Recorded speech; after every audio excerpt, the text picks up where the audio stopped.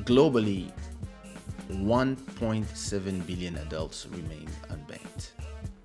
1.7 billion people are unbanked. So, China, India, Pakistan, Indonesia, and then of course in Africa. So this is the map where you have a lot of people. Even in the US, you have some people who don't have banks account, but a lot of people, in all these countries, there's millions and millions of people who don't have bank accounts. They are not. They are not. They are not connected to the. They are not connected to the banking system. They have money when they need, they can have money in their pockets, but it's money that stays in their pockets. So whatever money they have, they keep it with them. They use it. They sell something, and then, or whatever, they work on something. They get some money, and then they spend that money at night. And they don't put money in a bank account, so they don't have savings. They don't have interest. They don't know all this, and the financial world, you know your bank. If you look at your bank account, you will see that there's the money that you spend, but then there's all the little percentages that your bank takes for whatever service that they are trying to sell you. And that's how the banks make billions, trillions, all the money they make, right? And the banks would love to tap into 1.7 billion people who are unbanked, because all these people in all these countries, especially in Africa, they are people that a lot of these people would love to be taking a percentage from the money they have. And also, as a country, it's a way. As a country, it is also a way to advance in a way.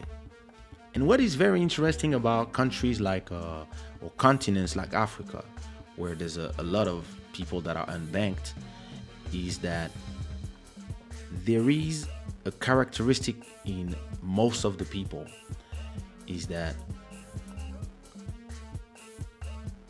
and Jack Dorsey, who's the CEO of Twitter and the CEO of Square, that own Cash App, for example, which is an app that is trying to replace banks, just like the one that I use, Revolut or PayPal or all these different companies, the fintech. What Jack said, he was like, Africa is the future, and I plan to live free. I'm gonna try to have 3 months in Africa, so I can start talking and developing the businesses here. Why? Because if you can tap into 1.7 billion people who don't have bank accounts, there's a lot of streams of revenues that you can do. And this is why Apple also has their payment system with Apple Pay. Samsung is also testing their own.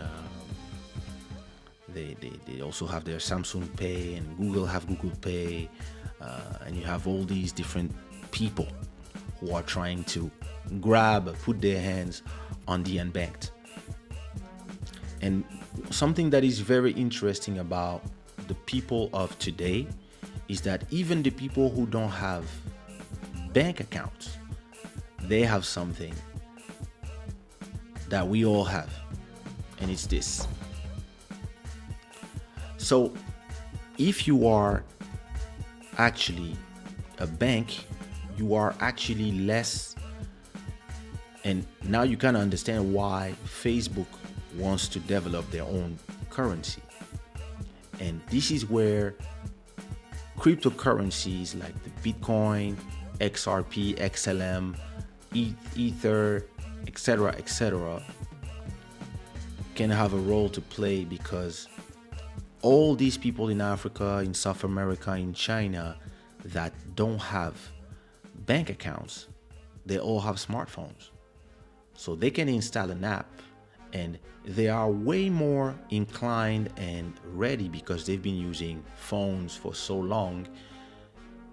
It would be even easier for these people to download an app and go to the market, and they want to buy something that costs $10, and they can just swipe their phone and send the $10, and the other person instantly receive it in their phone and give you, thank you so much, Ralphie. And this person gives you $20. You see what I mean? From an app, it's even easier. I have Revolut. Let's say my wife goes to Guinea-Bissau tomorrow for a work, and she, for whatever reason, she needs 100 euros. She has to buy something quick, or she has to pay for something, whatever. And she's like, "Oh, babe, send me money."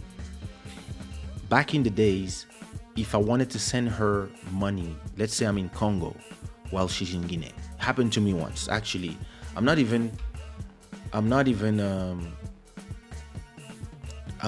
gonna talk about something that is hypothetical. I'm gonna talk about something that happened. I was in Congo at my mom's house. I think I was doing a show or something, but I was in Congo. And my wife was in Guinea-Bissau, probably 5 years ago. And at a point, I don't remember what happened, but she really needed, she had to stay another week, and she needed some extra money. And so she was like, "Oh, can you send me something, because I have to stay another week. I have to pay for this, that, hotel, whatever." I was like, "Okay, no problem." I had to go in Congo. I had to go to Western Union, put, I don't know, $500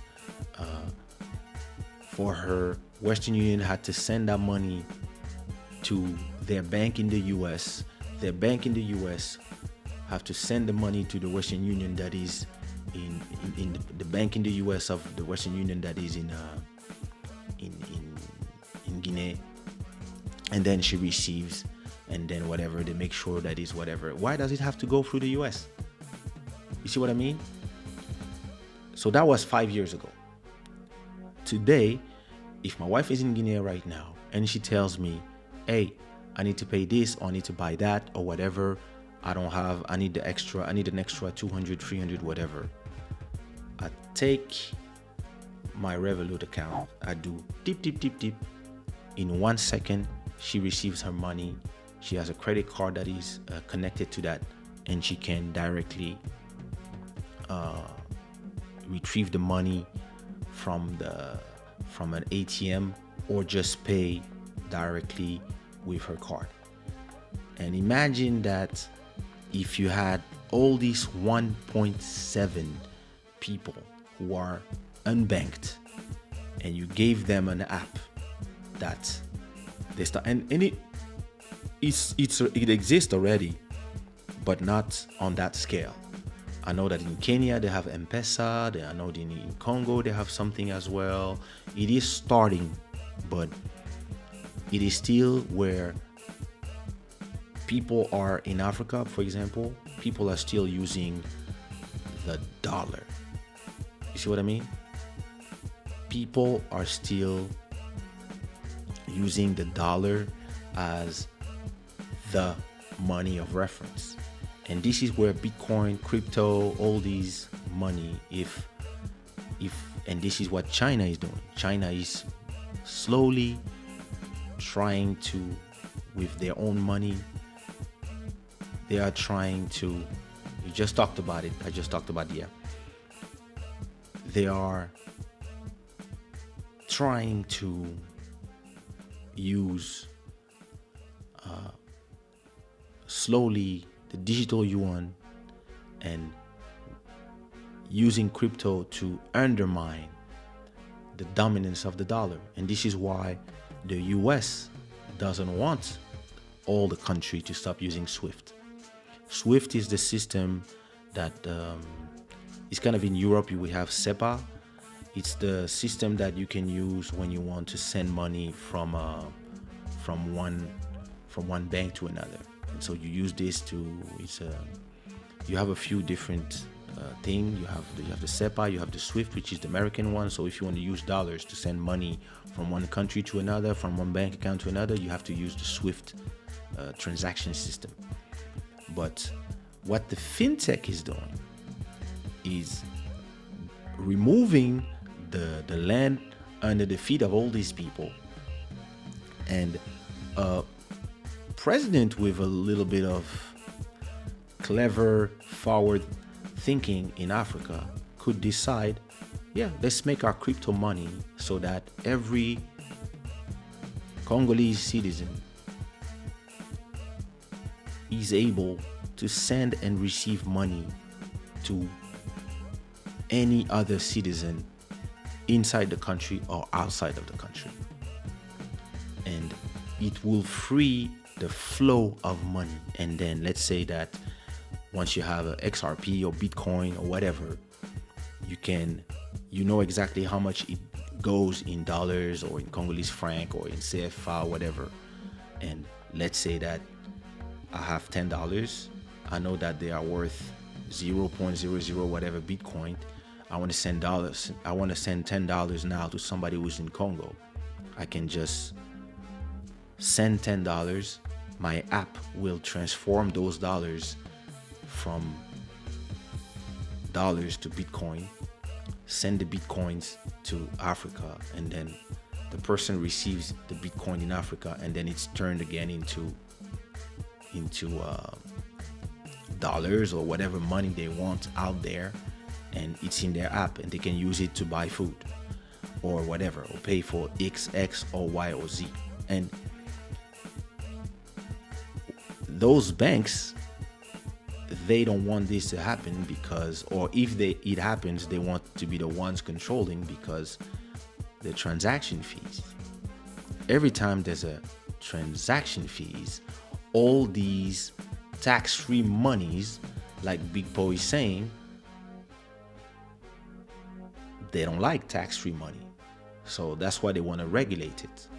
And I understand, and they will use the same old, it's to fund terrorism. But at a point, America has been controlling the world using the dollar for a long time. And China is trying to go against that, Europe as well. And the cryptocurrencies is another way to get yourself removed from the bullying that America can do to you. Because I know some people who were millionaires in Angola, and they had a lot of money in Angola, and then the US removed SWIFT one day for whatever reason, because they were trying to, push them into doing whatever. They didn't obey or whatever, and they say, oh, you are funding terrorism, boop, no more dollars. And all of a sudden, you could be a millionaire in Angola and not being able to use your money nowhere else. So let's say you have your daughter and you have to pay a rent of $1,000 in Portugal, and then all of a sudden you could not send money anymore, and you could not send Western Union. Like, they just corner them and cut them. And then and so you would like, yeah, well, why don't you use euros then? No, because the US will call the Europeans and say, whoever works with them can now use our dollars.